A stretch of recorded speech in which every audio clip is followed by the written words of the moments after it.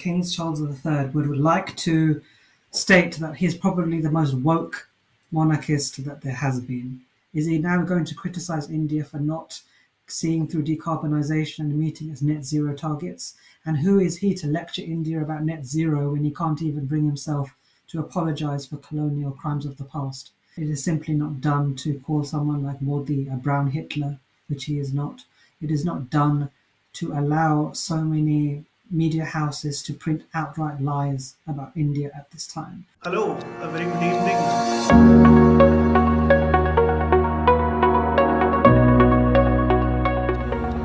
A very good evening. Welcome back to Swarajya Conversations with me, Sharan Setty. I'm really privileged to be joined by Saurav Dutt. Once again, he's a British author and he's a commentator who's written many columns and articles for various magazines and publications around the world. Saurav, a very belated happy birthday to you and thank you so much for joining me today. Thank you very much, and namaskar to all of your viewers today. Namaskar to you too. A lot has transpired in the UK in the last 1 week itself. Whether it's the Leicester incident where Hindus were attacked, and after that, Her Majesty the Queen Elizabeth passed away. So let me begin with that. India, to everyone's surprise, declared 1 day of mourning. And I think this was criticized heavily in some quarters, although nobody took much interest. Uh, have we forgotten the pains of partition and colonialism as 75 years since India's independence? Don't we have to remember the trauma that India was put through for almost 3 to 4 centuries? To answer your question, absolutely, we must remember the trauma. And even though significant time has passed, there is still an intellectual, whitewashed, brown sepoy class that is wedded to the aristocracy, wedded to the monarchy, and has, for all intents and purposes, fallen in love with the idea of the Raj and the romantic version of colonialism. That prevailing orthodoxy and that intellectual class will never find it in themselves to outrightly condemn what the monarchy stood for, what the Raj stood for, what Queen Elizabeth II's ancestors stood for. They cannot bring themselves to belittle that because they would feel as if they are embarrassing that prevailing orthodoxy. In terms of 1 day of mourning, I don't believe we should have any day of mourning. The tricolour should not be brought to half-mast whatsoever. We are a sovereign nation. The Commonwealth is a ghost. And in a population of 1.3 billion, a significant population is young. They did not live through the era of colonial subjugation, so they have nothing to owe to the former to the former colonizing power. So it's a bit befuddling to see this, but it's also not surprising because the Lutyens class is married to that image, and they would never be seen to criticize it overtly. In fact, when the Commonwealth Games took place earlier this year, many people were of the opinion that India should actually pull out of the Commonwealth. Where do you stand on that? Do you think it's okay to continue being a part of the Commonwealth, and or is it just symbolism that people are advocating for? And you can perhaps give us both a British and an Indian perspective on this. It's very interesting. So, I mean, the 75th year of independence is more appropriate to time than any to discuss this. So, from an Indian perspective, there is absolutely no point being part of the Commonwealth. The Commonwealth is a ghost which for many, many, many years has been nothing less than a diplomatic means to address viewpoints and to converge ideas and the idea of assistance between former colonized powers. So from a practical and tangible perspective, it is of absolutely no use to India whatsoever. India has embarked on an astonishing economic run, eclipsing the UK. It has, from the point where the Commonwealth was a major factor, and when Queen Elizabeth II ascended to the throne, India was still finding its feet. It was still stumbling post-independence. That is certainly not the case now. So we have no use for a Commonwealth. The Commonwealth in itself does not provide any tangible form of assistance to India at this point. from a British perspective, to admit that the Commonwealth is dying, which it is, and to admit that the jewel in the crown does not want to be part of it, is a gross admission of failure. If there is one thing that the weakened sovereign state of the United Kingdom wants to hold on, it is to the rose-tinted, illusory power that it has in the world. Because post-Brexit, it is begging for assistance from the likes of India. All it can hold on is to the ghost of empire, the power it once had, and that sense of the Commonwealth, even if it is an illusion. So for India to overtly say that they want nothing more to do with it would come as a body blow to the British polity. In fact, I often wonder why we are so distanced from the painful memories that we've suffered for the last 300 or 400 years. Because if we look at the reactions to the death of Her Majesty, the Irish were perhaps even celebrating this, and they're very close. They live very close up, and I think it's been very traumatic for them as well. Mm, So, in that sense, how would you describe Queen Elizabeth's reign in terms of what it did for India and what it meant for India? Because right. the time at which she ascended the throne, even Jawaharlal Nehru was our prime minister, and Mm, she reigned for almost 60, 70 years. And yeah. it's fascinating for a person to be in power for that long. Mm. Well, I want to say first to your viewers that I by no means wish to criticize the Queen as a person. She was an extremely kind person on the outside, and she conducted herself with dignity and class. I would also like to admit that my own father received an MBE from Her Majesty personally, and I've been to Buckingham Palace. That said, she presided and had her premiership during a time of incredible flux for the Indian subcontinent. Her role was one of distance, and it needn't have been so. When she actually ascended to the throne, it was at a time in Kenya of the Mau Mau uprisings, when the British Army contained Africans within concentration camps and dealt with them extremely brutally, to the point where they've even had to recompense them and provide reparations, which is extremely significant. She said nothing about this. In the years in which she had been to India, there was no attempt to address the horrors of the past, and it's quite telling that a lot of those visits happened during the Congress-led era, when the likes of Nehru were far too circumspect and far too shy to address these problems. Even as late as 1984, when the Queen and her husband stayed at the President's Palace, the Indian orthodoxy, orthodoxy, went to the pains and expense of getting out all the vice-regal furniture, dusting it down, and completely remolding the premises just for her, just so they could feel like they were in the Raj. So it just goes to some extent that if the Queen is being received in this sense, why on earth would she want to apologize or address previous colonial crimes? And most recently, in 1997, visiting the Jallianwala Bagh, even her words were placatory, and yet they didn't go far enough. And I'll tell you why. Even though she addressed the Jallianwala Bagh massacre directly, and she spoke to its shame and its regret, at the same time, her husband, Duke of Edinburgh, Prince Philip, at the same time as she was lamenting the horrors of Jallianwala Bagh, he was doubting the body count. Prince Philip, if your viewers do not know, was enlisted in the Navy at the same time as General Dyer's son, Ivor. Ivor, he had thrown doubt on the number of those killed at Jallianwala Bagh, and Prince Philip had taken this as gospel. And it was something he reiterated time and time again, even at Jallianwala Bagh himself, pointing out to the Indian spokesperson who was showing him the grounds where the bullets flew, saying, "Isn't that number overstated? I've heard that it is overstated." So my point is, Sharan, that even though the Queen went some way to address colonial crimes of the past, she was always negated by the orthodoxy that surrounded her.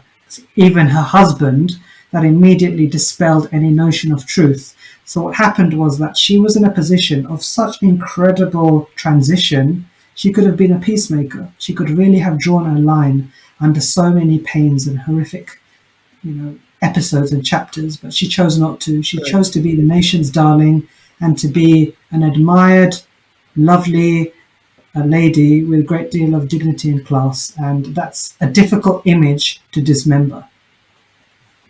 Yeah, in fact, nobody thought that the monarchy would survive, especially after 1992 when the palace was Mm, on fire, and then there were going to be many divorces within the family as well.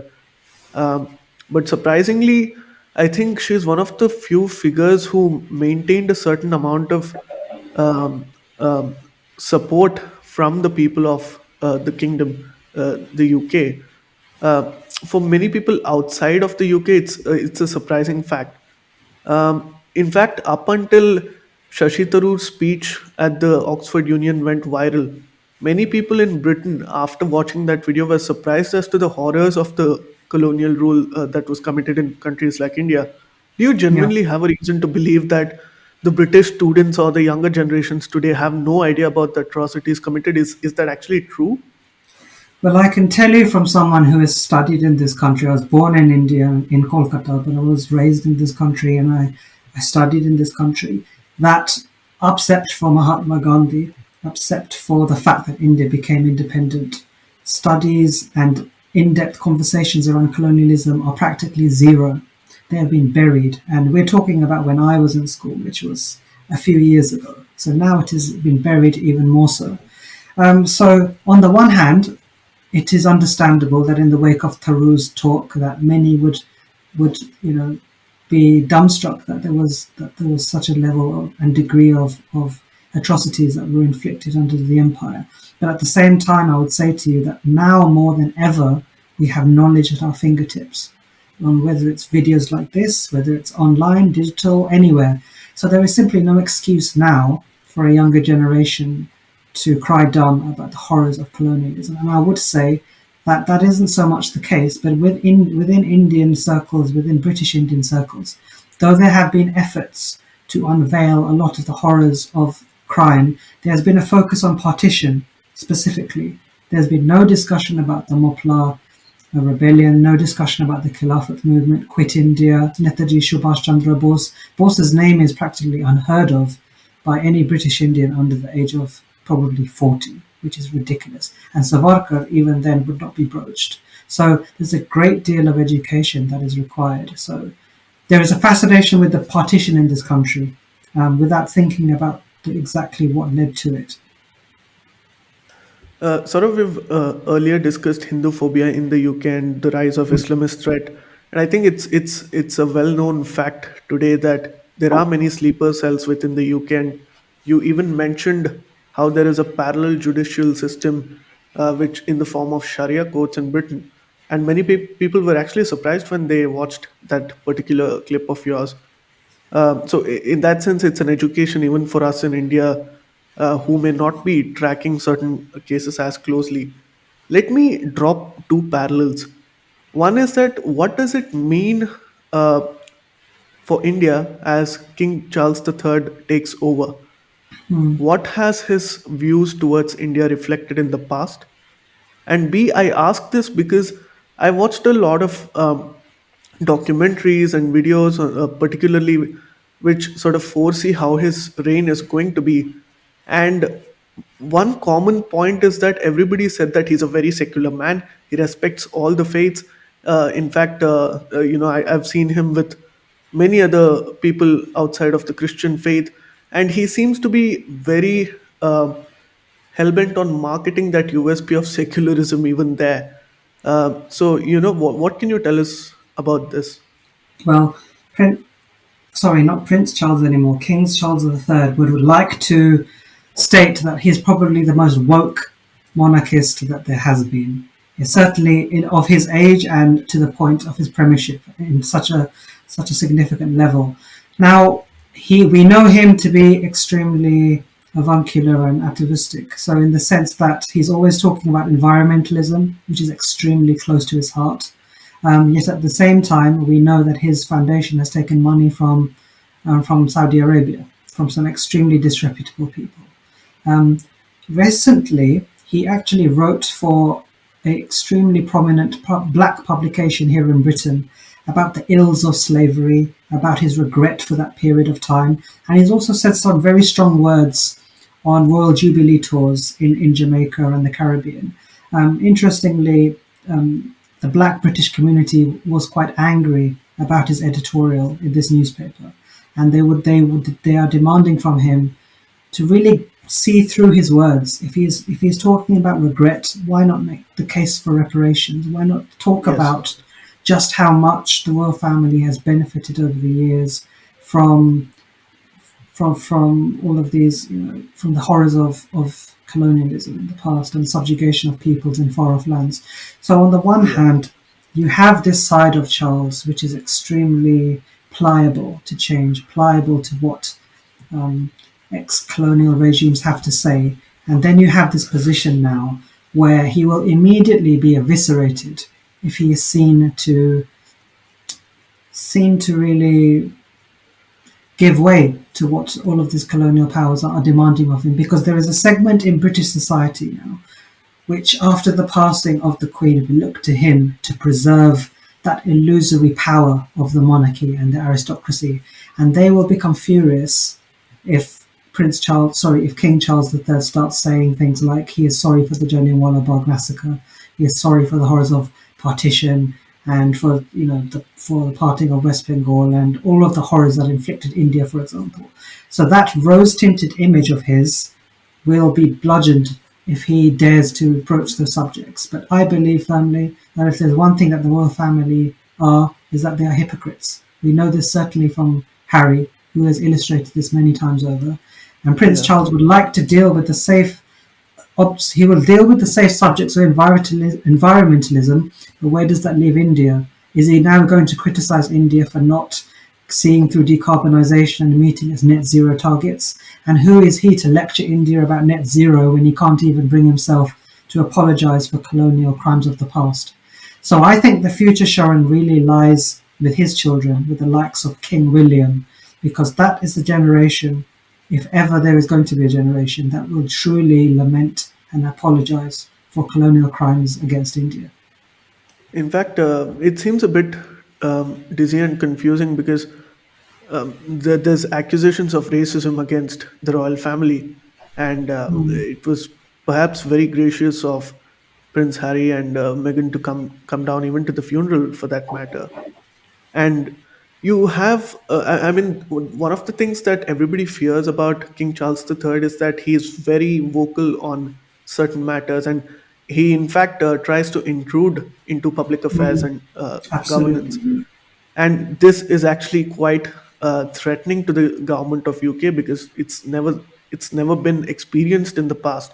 There's been one or two experiences, but I think it's been brushed away after the government actually criticized the royal family for it. Yes. So, especially on the counts of racism and incidents like the gang attack that happened in Leicester, Mm, how do you see the future of Hindus and Indians in the UK going forward from here? right. Well, so King Charles III, you are correct in saying that he is not one to hold back on his opinions in the political sphere. And that has been a danger when he was Prince of Wales. One cannot tell what he is going to be like now, but if certain incidents flare up and become trending and they become national news, I don't think he's going to be able to hold his tongue. When it comes to Hindus and dealing with how their experiences both in Britain and in India and across the world, I think it is open season on Hindus, and Hinduphobia is a tidal wave and is a typhoon that is coming, and we have to be ready for it as Sanatanis. We have to understand that media, academia, echo chambers of soft power are using all of their resources to summon up as much invective and propaganda against Hindus and their culture, ever more now than ever. This is what I would call a Damascene moment. It is a point where Hindus have to really understand the nature of the attacks that are coming towards them. Now, they have all been essentially gaining strength and power since Narendra Modi ji came to power.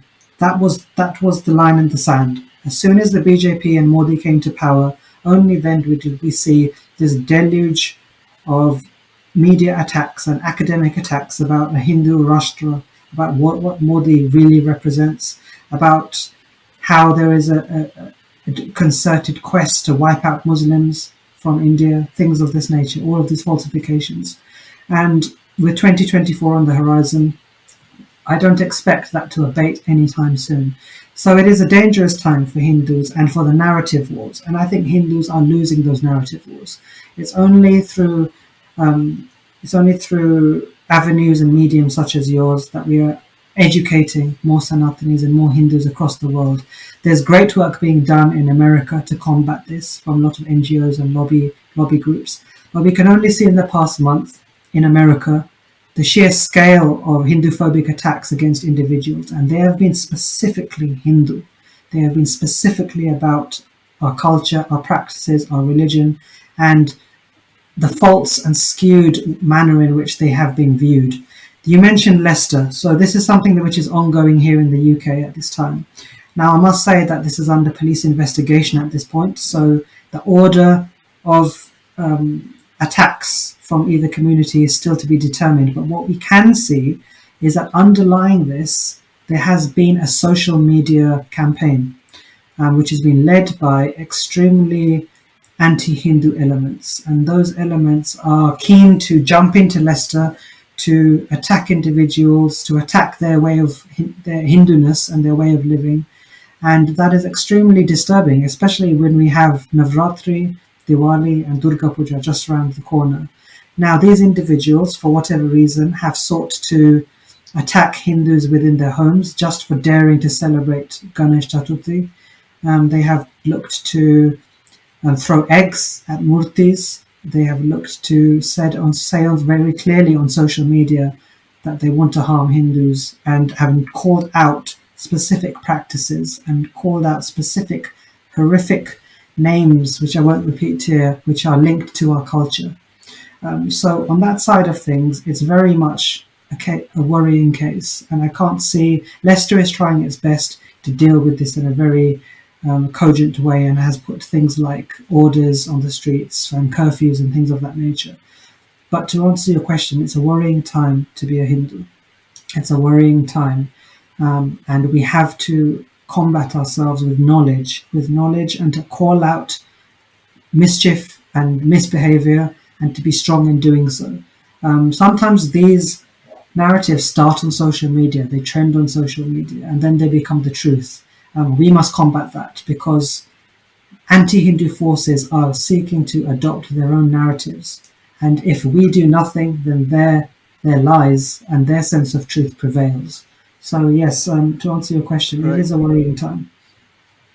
Saurav, soon after the, first of all, I hope everyone stays safe.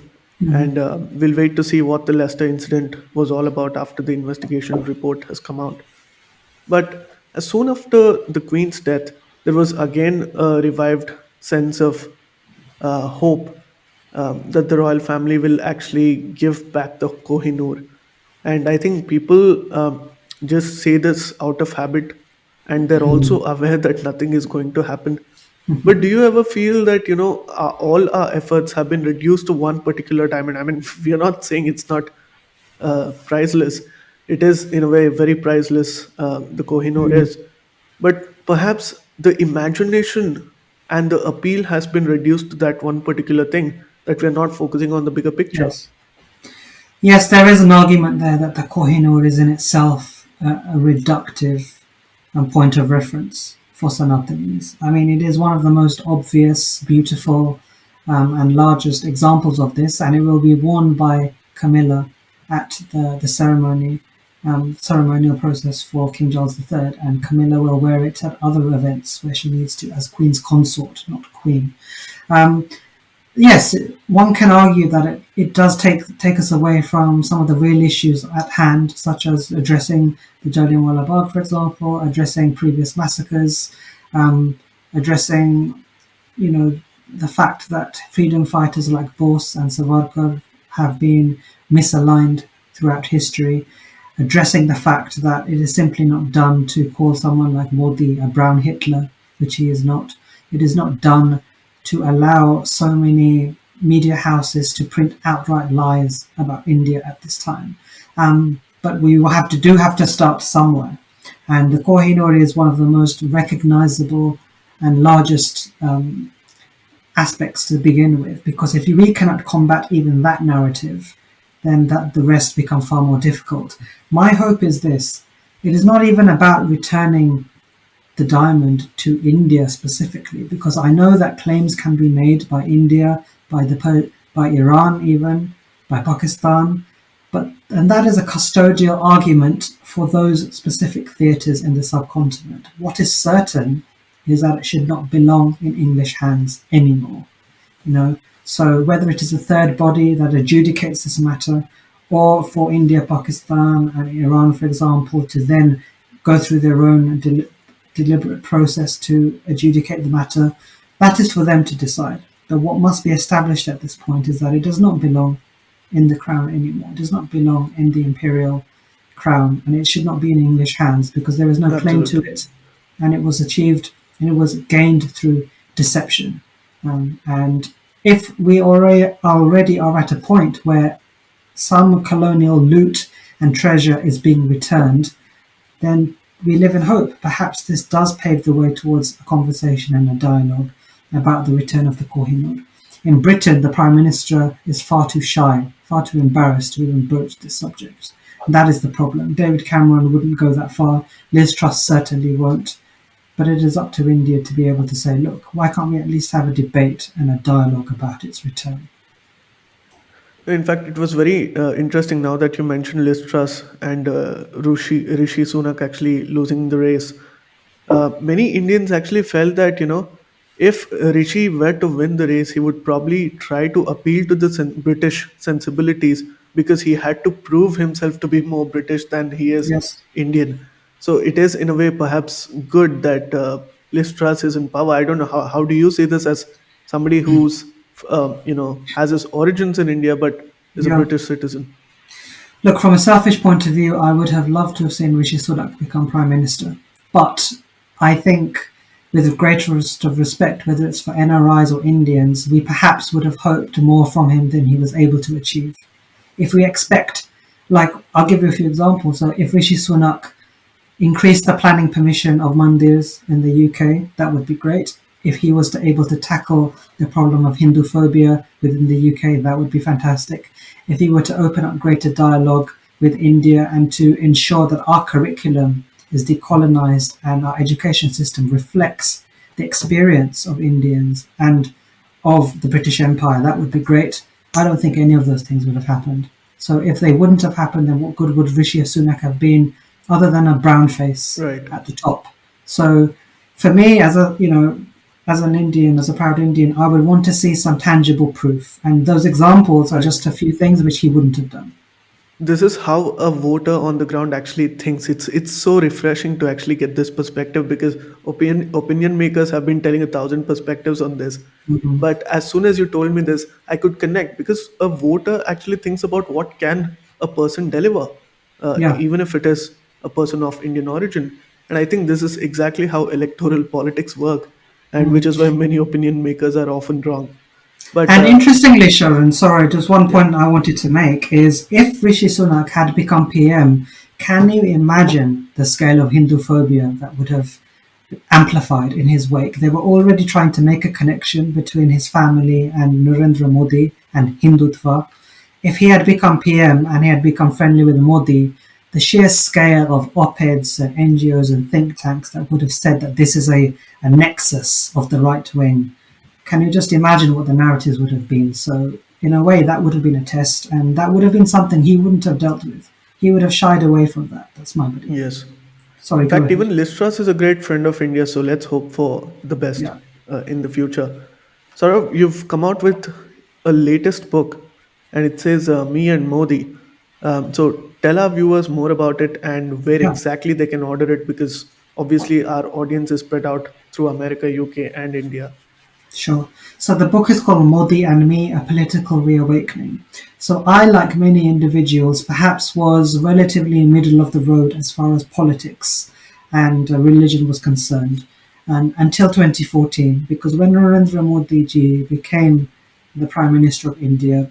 It's an incredible new chapter in the history of the country. He was overtly proud of his religion, his culture, his background, and at the same time there was a tidal wave of enthusiasm from a new generation that was unveiling chapters of history that had been buried. Um, I, for one, didn't know a lot of these chapters, and I started to educate and embrace myself. But it was interesting that from 2014, that's when the likes of all of these Western media houses, which I was exposed to, only then did they start to write op-eds, articles, condemnation of Modi, condemnation of the BJP, condemnation of Hindutva. And I began to see the country of my birth become eviscerated. I began to see the narrative was winning. I began to see Hindu voices being crushed at the expense of a false narrative that sought to destroy our culture and history. So I began to educate myself. I began to educate myself more. And I would chart Narendra Modi ji and the way that the BJP and Amit Shah and other individuals held themselves out as a source of inspiration. So, the reason the book is titled Modi and Me is because since Modi took charge, so has the swell of Hinduphobia. And the book discusses my own political um, rebirth, which has probably been mirrored by many, many Indians around the world. But it also charts the journey of Hinduphobia to date. It charts how it's become a global phenomenon. And I've really outlined why it's important for Hindus around the world to educate themselves about Modi, about the history of the country, about politics, to be an active participant in the future of India going forward. So this book is really, it's a warning sign, but it is one that really talks about all aspects of the debate. And to take Hinduphobia seriously, we must take Hinduphobia seriously, because if we do nothing, the false narratives win. And they have been doing so in the West, because you just have to type in Narendra Modi's name into Google and you'll see what comes back at you. It's obvious. So the book is out on paperback this week. It can be found on Amazon in all countries worldwide on ebook and paperback form. And I'm looking forward to speaking with you further about the book once you've read it, and also to Swarajya audiences as well. Congratulations on your book, and we will put a link in the description below. And I think we should do a particular session exclusively on the book because it seems very interesting. And I look forward to reading the book, Saurav.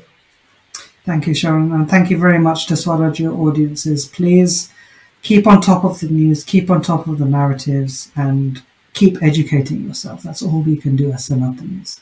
Bahut dhanyavad.